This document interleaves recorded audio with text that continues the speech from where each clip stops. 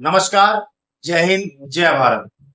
आपने वीडियो का टाइटल देख लिया होगा और ये जवाब एवरेस्ट फ्लीट की कंपनी और एवरेस्ट फ्लीट के एडवोकेट साहिल तलवार जी के लिए है, जिन्होंने लीगल नोटिस भेजा था मेरे पास में। मैं एक ड्राइवर हूं और मैं अपनी आवाज को रखना जानता हूं, अपनी बात को कहना जानता हूं और मैं सभी ड्राइवर भाइयों से यही अपील करना चाहूंगा कि जो भी हमारे साथ शोषण होता है हमें उसके लिए आवाज करनी चाहिए। अगर हम आवाज नहीं करेंगे तो ये कंपनियां अपने पैर फैलाती रहेंगी और हम ड्राइवर भाइयों का शोषण करती रहेंगे।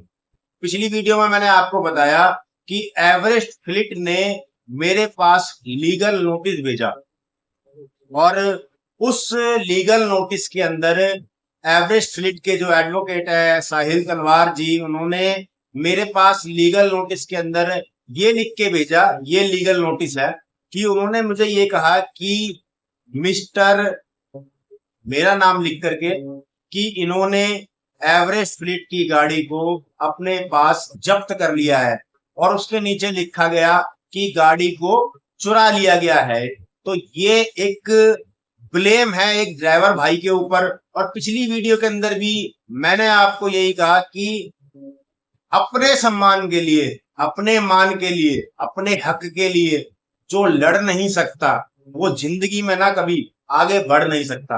अपने हक के लिए, अपने मान सम्मान के लिए इंसान को हमेशा आवाज करनी चाहिए। तो ये एवरेस्ट फ्लीट कंपनी को और उसके वकील साहिल तलवार जी को मेरी तरफ से रिप्लाई है और आप सब ड्राइवर भाइयों से अनुरोध है कि आप इस वीडियो को पूरा देखें जरूर।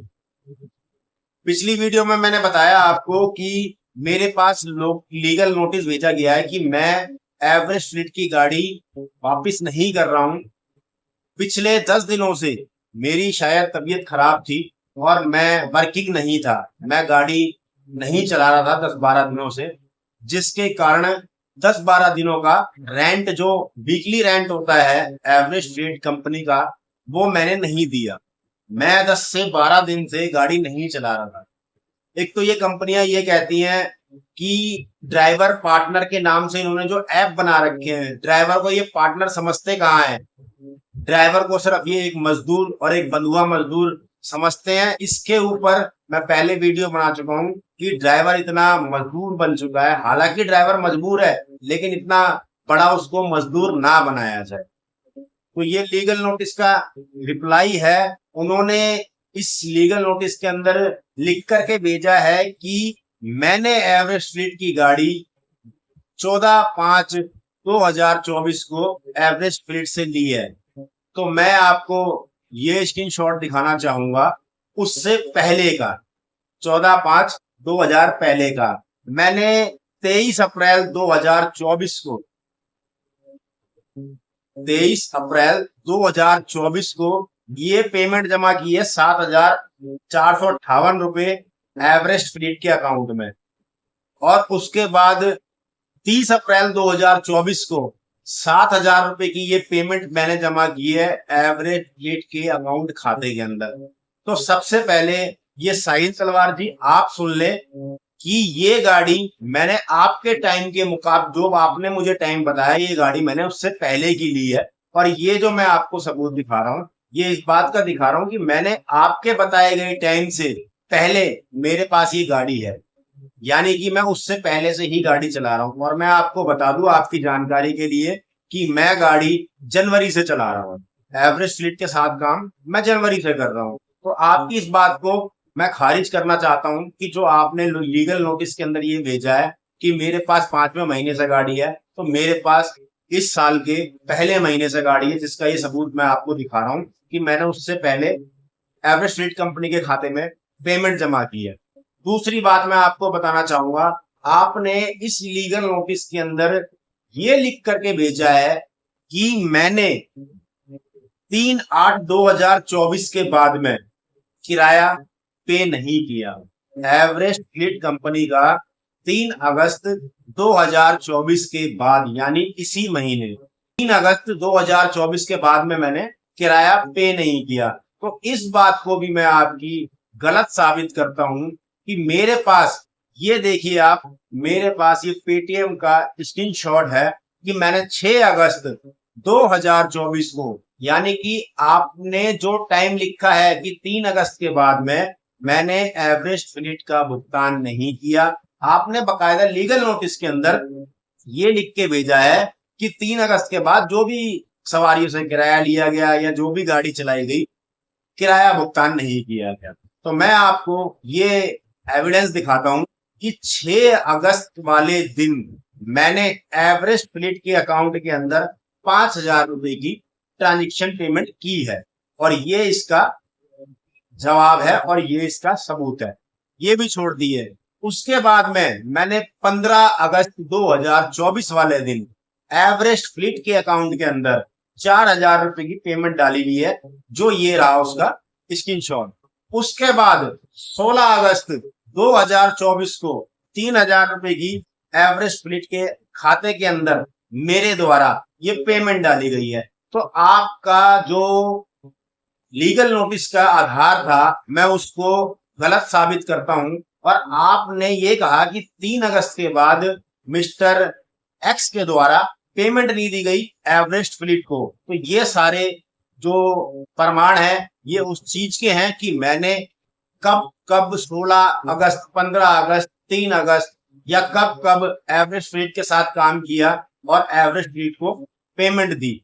तो ये मैं सभी ड्राइवर भाइयों को बताना चाहूंगा, और एवरेस्ट फ्लीट के एडवोकेट साहिल तलवार जी को और एवरेस्ट फ्लीट के ऑनर जो भी हैं एक्स, उनको बताना चाहूंगा कि आप किसी भी ड्राइवर को बेवकूफ या अनपढ़ गवार ना समझे। हम मानते हैं कि हमारी मजबूरी है ड्राइविंग करना, क्योंकि भारत के अंदर उस तरीके का रोजगार नहीं है, और ड्राइविंग को लेकर के एक बहुत बड़ा संकट पैदा हो चुका है भारत के अंदर। ड्राइवरों का मान सम्मान नहीं होता है, चाहे वो कैब टैक्सी ड्राइवर हो, चाहे वो ऑटो ड्राइवर हो, चाहे वो ट्रक ड्राइवर हो, कोई भी ड्राइवर हो भारत में, ट्रक ड्राइवरों का, ऑटो ड्राइवरों का, टैक्सी ड्राइवरों का, इनका मान सम्मान जो है कम हो चुका है। जिसके कारण ये जो कंपनियां हैं, ये ऐप बेस्ड जो कंपनियां हैं, सिर्फ इसीलिए ड्राइवर भाइयों का शोषण कर रही हैं और ड्राइवर भाइयों को परेशान कर रही हैं। तो शायद आपकी बात का जवाब मिल गया होगा। और मैं आपको एक बात बताऊं, आपने मुझे लीगल नोटिस जो भेजा है ना, मैं इस लीगल नोटिस का रिप्लाई आपको दे सकता हूं। मैं आपके ऊपर उल्टा चोरी का इल्जाम लगाने के ऊपर मानहानि का केस भी कर सकता हूं।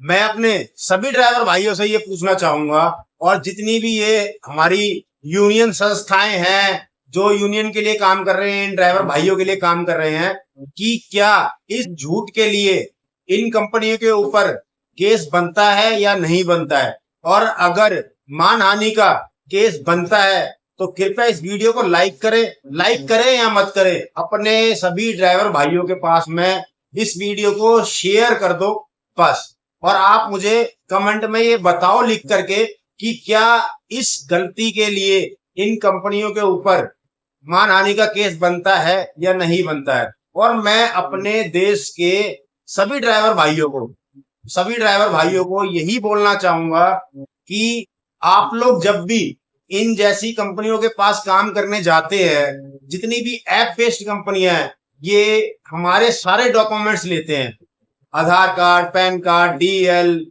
बिजली का बिल, सब कुछ ले लेते हैं। जिसके पास अपना मकान नहीं है वो रेंट एग्रीमेंट, जिसके पास अपना मकान है उसकी कॉपियां, वो तो ये कहते हैं कि मकान की रजिस्ट्री भी लाके रख दो।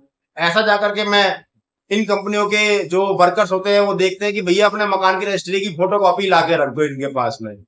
और जो ये ड्राइवर भाई हैं, मैं इनको यही कहना चाहूंगा कि आप इन कंपनी से सिर्फ एक चीज मांगो कि आप सरकार के साथ किस एग्रीमेंट के बेस पे काम कर रहे हैं उस चीज की कॉपी हमारे को दे दो बस।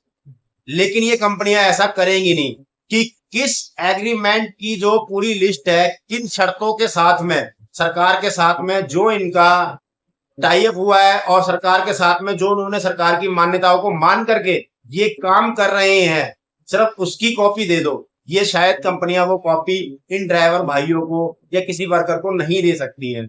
मैं आपसे यही कहना चाहूंगा कि हम लोग तो सारे डॉक्यूमेंट इनके पास में जमा कर देते हैं अपने, चेक भी ले, बैंक का भी ले, घर का भी ले, सबका ले, क्या हमारे पास में इन कंपनियों के कोई भी सबूत, कोई भी डॉक्यूमेंट्स या कोई भी लीगल इंक्वायरी है? नहीं होती है। तो सभी ड्राइवर भाइयों से मैं यही कहना चाहूंगा कि आप किसी भी ऐसी ऐप बेस्ड कंपनी में अगर काम करना चाहते हैं, ड्राइविंग करना चाहते हैं, गाड़ी चलाना चाहते हैं, तो इन कंपनियों से सिर्फ एक चीज ये मांगिए कि आप सरकार के साथ निम्नलिखित कार्यकर्ताओं पे, मतलब कि जो भी सरकार के साथ आपका कांटेक्ट हो रखा है उसकी कॉपी हमें दे दीजिए, ताकि हम आपकी कंपनी के साथ अच्छी तरीके से काम करना चाहें और काम कर सकें। तो मैं आप सभी ड्राइवर भाइयों से फिर यही बात पूछना चाहूंगा कि क्या इस झूठे आरोप पे मानहानि का केस इन कंपनी के ऊपर बनता है या नहीं बनता है? जय हिंद, जय भारत।